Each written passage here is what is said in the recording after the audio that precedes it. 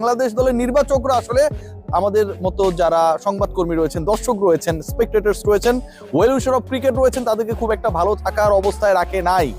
জাতীয় দল নির্বাচন নিয়ে একটা ব্যাপক ঘটনা ঘটতে যাচ্ছে এবং যেই ঘটনায় সেই ক্রিকেটার নাকি দলভুক্ত হয়ে যেতে পারেন। সাব্বিরকে নিয়ে ডিসকাশন বাংলাদেশ ক্রিকেট বোর্ডের ভেতরের একটা অংশে রয়েছে। গাজী আশরাফ হোসেন লিপুরা সেটা কানে নিতে রাজি না। নাজমুল হোসেন শান্তকে নিয়ে আলোচনা রয়েছে, ডিসকাশন রয়েছে।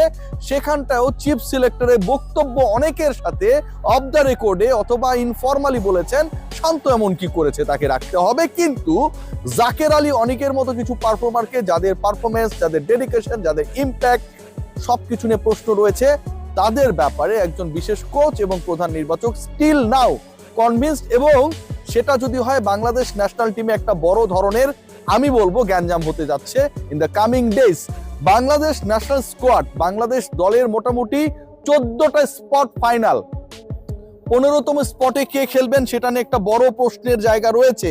এবং সেই প্রশ্নের উত্তর মিলাতে গিয়ে যাদের নাম বারবার আসছে, সেই নামগুলোর একটা হচ্ছে সাব্বির রহমান রোম্মান। আমি আসছি কোন অবস্থায় রয়েছে, তিনি শেষ পর্যন্ত খেলার সুযোগ পাবেন কি পাবেন না, জাতীয় দলে আবারও একবার তাকে সুযোগ দেওয়া হবে কি হবে না, সেই আলোচনায় রয়েছেন Nurul Hasan Sohan, wicket keeper, batter and the captain of Rangpur Riders. সেই আলোচনায় রয়েছেন জাকের আলী অনিক, দুর্ধর্ষ ব্যাটার, নোয়াখালী এক্সপ্রেসের হয়ে যিনি এবারে বিপিএলটা খেলছেন। সেই আলোচনায় রয়েছেন নাজমুল হোসেন শান্ত। এই যে 4টা স্পটের কথা বললাম, 4জন ব্যাটসম্যানের মধ্য থেকে একজনের স্পটটা এখন পর্যন্ত ফাইনাল না। 15th মেম্বার স্কোয়াড যেটা ঘোষণা করা হবে আজকে রাতের পরের রাতটা পোহালি, মোটামুটি 3 তারিখে। এবং Bangladesh cricket board made a plan যে এটাকে অ্যানাউন্স করা হবে না, অ্যানাউন্স করা হলে আমরা প্রশ্ন করব, প্রশ্ন করতে হলে লিপু ভাইকে প্রেসে আসতে হবে। সো এটা তিনি কোনোভাবেই করতে চান না, আইসিসি কে পাঠিয়ে দিতে চান। দেখুন, আমি শুরুতেই 8 জন ক্রিকেটারের কনফার্ম পজিশনটা আমি বলে নেই। যার প্রথম 3 জন হচ্ছেন 3 জন spinner. Nasum Ahmed obvious choice, তিনি একমাত্র বাঁহাতি স্পিনার হিসেবে দলে থাকছেন। শাক মাহাদি, যিনি চট্টগ্রামের ক্যাপ্টেন এবং একই সাথে হ্যান্ডি ব্যাটার, শাক মাহাদি অফ স্পিনার, তিনি থাকছেন। এবং রিশাদ হোসেন, আজকেও আমরা দেখেছি যে স্কোরচার্সের এগেনস্টে তার দল হেরেছে, কিন্তু ইকোনমিক্যাল এবং ইনফ্লুয়েন্সিয়াল বোলিং যদি আমরা খেয়াল করে থাকি, রিশাদ হোসেন এদিনও করেছেন হোবার্ট হ্যারিকেন্সের হয়ে। বিগ ব্যাশের experience Rishad, performer Rishad, world কাপে বাংলাদেশের বড় অ্যাসেট হতে যাচ্ছে, এটা নিয়ে খুব বেশি ডাউট নেই। So he is going to B the part of the 15 member squad of Bangladesh national team. 3টে স্পট ডান, 5 জন পেসার বাংলাদেশ নিয়ে যাবে, এটা নিয়ে একটু আলোচনা রয়েছে। এবং সেই 5 জন পেসার কে হবে? দেখুন, তাসকিন, মুস্তাফিজ, শরীফুল, এই 3 জনকে নিয়ে কোনো আলোচনার সুযোগ নেই। 6 স্পট ডান, অর্থাৎ 3 জন পেসার, 3 জন স্পিনার কথা আমি বলেই ফেললাম। 2 জন বাঁহাতি পেসার এখানকার রয়েছে এবং আপনারা সবাই জানেন তাসকিন আহমেদ, তিনি ডানহাতি পেস বোলিংটা করেন। এর বাইরে আলোচনায় রয়েছেন মোহাম্মদ সাইফুদ্দিন। ন্যাশনাল টিমের হয়ে টুকটাক যতবার সুযোগ পেয়েছেন সাইফুদ্দিন পারফর্ম, ব্যাটিংটাও করেন। সাইফুদ্দিনের দলে থাকার সম্ভাবনা 95%। তাহলে 5th বোলারটা কে, পেসারকে স্পেশালি? এই 5ম পেসার নিয়ে যথেষ্ট আলোচনা রয়েছে। কেউ বলছেন Tanzim Sakib, he is the most impactful pacer. বাংলাদেশের আগের যে টি20 ওয়ার্ল্ড কাপটা ছিল সেখানটায় তিনি ক্যারিবিয়ান কন্ডিশনে, ইউএস এর কন্ডিশনে ভালো করেছিলেন। বাংলাদেশের 2 জন বোলার খুব ভালো করেছিলেন, একটা তানজিম হাসান সাকিব এবং আরেকজন রিশাদ হোসেন। সো তাকে রাখা উচিত। ইন্টারন্যাশনাল সার্কিটে he is a proven performer. এবং আরেকজনকে নিয়ে আলোচনা হচ্ছে, হাসান মাহমুদ। এই 2 জনের মধ্য থেকে একজন থাকবেন। তানজিম সাকিব নাকি হাসান মাহমুদ, সেটা নিয়ে একটা 19-20-এর খেলা চলছে। এই 2 জনের মধ্যে থেকে একজন থাকবেন।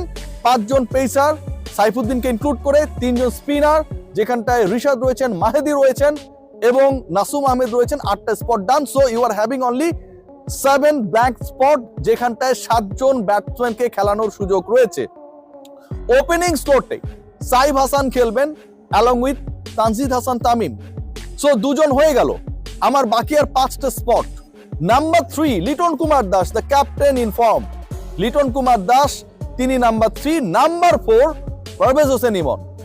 Parvez Hossain Emon is a cricketer যাকে আপনি ওপেনিং এ খেলাতে পারবেন, 1 ডাউনে খেলাতে পারবেন। নাম্বার 4 এ পারভেজ হোসেন ইমনকে আপনি খেলাতে পারবেন কি পারবেন না, সেটা নিয়ে বিভিন্ন সময় যখন সংশয়, আলোচনা, বিভ্রান্তি কাজ করছিল, ন্যাশনাল টিমের হয়ে 2-3টা ইনিংস খেলে তিনি প্রুভ করেছেন যে তিনি সেটার জন্য রেডি। একই সাথে এবারের বিপিএল এ তিনি তার দলের হয়ে যেভাবে খেলছেন সিলেটের হয়ে এবং যেভাবে পারফর্ম করছেন, at number 4 he is ready to play for the national team at number 4. So Parvez Hossain Emon is number 4। 4 জন হয়ে গেল। You are having only 3 spots. এই 3টা জায়গায় কে কে খেলবে? এখানটায় 2 জনের স্পট ফাইনাল, বাকি একটা জায়গা নিয়ে 4 জনের লড়াই হচ্ছে। 2 জন কারা? সেই 2 জনের একজন হচ্ছেন আপনি সবাই জানেন তাওহিদ হৃদয়, তিনি থাকছেন নাম্বার 5, এবং নাম্বার 6 শামীম হোসেন পাটোয়ারি, যাকে আবার লিপু ভাই খুব একটা লাইক করে না। লিটন কুমার দাসের কল, ডেফিনেটলি এটা পুরো বাংলাদেশের মানুষের call, and we will support captain Liton Kumar Das regarding this issue. Shamim Hossain পাটোয়ারিকে স্কোয়াডে রাখতে হবে, খেলাতে হবে। 6 জন হয়ে গেল, এবং এই 6 জনই বাংলাদেশ দলের টপ 6। তানজিদ হাসান তামিম, সাইফ হাসান, লিটন কুমার দাস, নাম্বার 4 এ পারভেজ হোসেন ইমন, নাম্বার 5 তাওহিদ হৃদয়, এবং নাম্বার 6 শামীম হোসেন পাটোয়ারি। বাকি 5 জন তো বোলার। সো যেই 7 নাম্বার ব্যাটসম্যানকে বাংলাদেশ নিয়ে যাবে, খেলাবে, পরিকল্পনা করবে, 15 সদস্যের 15তম ক্রিকেটার হিসেবে তিনি যাচ্ছেন, তার শুরুর একাদশে খেলার চান্স নেই। সেই ক্রিকেটার কে হবেন? Nurul Hasan Sohan on and off জাতীয় দলে খেলেছেন, পারফর্ম করেছেন। নুরুল হাসান সোহানের performance more better than Jaker Ali Anik, definitely তুলনা করাটাই অনুচিত। নুরুল হাসান সোহান এবারের বিপিএল এ খেলছেন, নেতৃত্ব দিচ্ছেন, লিডারশিপ গ্রুপে তার একটা বড় রোল সবসময় ছিল। ওয়ার্ল্ড কাপের স্টেজে সেটা একটা বড় রোল প্লে করতে পারে। একই সাথে আমরা যদি গ্লোবাল সুপার লিগ দেখি, টানা 2 আসরে দলকে ফাইনালে নিয়ে যাওয়া, একবার চ্যাম্পিয়ন, একবার রানার্স আপ হওয়া, অনেক ব্যাপার স্যাপার এখানটায় রয়েছে। Nurul Hasan Sohan could be X factor. Nurul Hasan সোহানকে কি খেলানো হবে, নেওয়া হবে? জাকের আলী অনিকের সাথে তার কম্পিটিশন। এর বাইরে রয়েছেন নাজমুল হোসেন শান্ত, এর বাইরে রয়েছেন সাব্বির রহমান রোম্মান। নুরুল হাসান সোহান এবং জাকের আলী অনেক সংক্রান্ত আলোচনা যেটা চলছে, সেখানটায় এখন পর্যন্ত সিলেক্টরদের এবং কোচিং স্টাফের বিশেষ একজনের ভোটটা হচ্ছে জাকেরের পক্ষে। জাকের আলী অনেককেই তারা চান, তিনি বিশ্বকাপে গিয়ে বিশ্বজয়ী পারফরমেন্স করবে এমনটা তাদের ধারণা। জাকের আলী অনেকের পারফরমেন্স এখানে যাই হোক না কেন, তাকে বিশ্বকাপের দলে নিতেই হবে, এরকম একটা অবস্থান কারো কারো। জাকের আলী অনেক এখানটায় এগিয়ে। এখন যদি জাকের আলী অনেক এগিয়ে থাকা জাকের আলী অনেকের সাথে নাজমুল হোসেন শান্ত এবং সাব্বির রহমান রোম্মানের পারফরমেন্স আমরা আলোচনা করি, তাহলে কি দাঁড়ায়? দেখুন, নাজমুল শান্ত কিন্তু ট্রিমেন্ডাস পারফরমেন্স করেছে। ওপেনিং ম্যাচ যেটা তিনি তার দলের হয়ে খেলেছিলেন, সেখানটায় 60 বলে 101-এ অপরাজিত ছিলেন। সেই ম্যাচে 190 চেস করার ক্ষেত্রে he played a tremendous role, made a magnificent partnership with Mushfiqur Rahim. একই সাথে যদি আমরা দেখি, পরের ম্যাচে 37 করেছিলেন। তারপরের ম্যাচের কথা যদি আমরা বলি, সেটাই 24 করেছিলেন। তারপরের ম্যাচের কথা যদি বলি, যেটা আজকে অনুষ্ঠিত হয়েছে, সেই ম্যাচে 30 বলে 41 রান করেছেন। So the performance we have seen from Najmul Hossain Shanto এক কথায় অসাধারণ। গত 4 ম্যাচে he is one of the best performance of this BPL. এর বাইরে যিনি রয়েছেন সাব্বির রহমান, 2টা ম্যাচ খেলতে পেরেছেন, একটাই 210 স্ট্রাইক রেটে ব্যাট করেছেন। পরের ম্যাচে তার দল অলমোস্ট জিতেই যাচ্ছিল, শামীম হোসেন পাটোয়ারির সাথে পার্টনারশিপ বিল্ড আপ করেছেন, 19 বলে 23 করেছেন। But impact, power, smartness, courage সব বিবেচনায় তিনি সবার মন জয় করেছেন, এক্সেপ্ট গাজী আশরাফ হোসেন লিপু। এই ক্রিকেটারকে বাংলাদেশের 18 কোটি মানুষ যদি ভোট দেয়, তারপরেও তিনি সিলেকশন প্যানেলের প্রধানের ভোট পাচ্ছেন না, সাব্বির রহমান রোম্মান। এর থেকে আনলাকি পৃথিবীর আর কেউ হতে পারে না। তার আলোচনাটাই করতে রাজি না অনেকে। সবকিছু ডিপেন্ড করবে টুমরো। সাব্বির আগামীকাল ঢাকার হয়ে খেলবেন যতটুকু জানি, সেই ম্যাচে তার পারফরমেন্সটা কেমন হয়, তারপর একটা প্রেসার ক্রিয়েট হওয়ার সুযোগ থাকবে।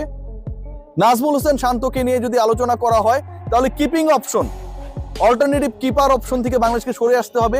জাকের এবং সোহানকে বাদ দিয়ে শান্তকে নিতে হবে, সেক্ষেত্রে ব্যাকআপ কিপার হবেন ইমন। আর যদি সাব্বিরকে নিতে হয়, পরের ম্যাচে তাকে আউটস্ট্যান্ডিং কিছু একটা করতে হবে। গত 2 ম্যাচের পারফরমেন্স সিলেকশন প্যানেলের কাছে এনাফ না for being selected in the national side.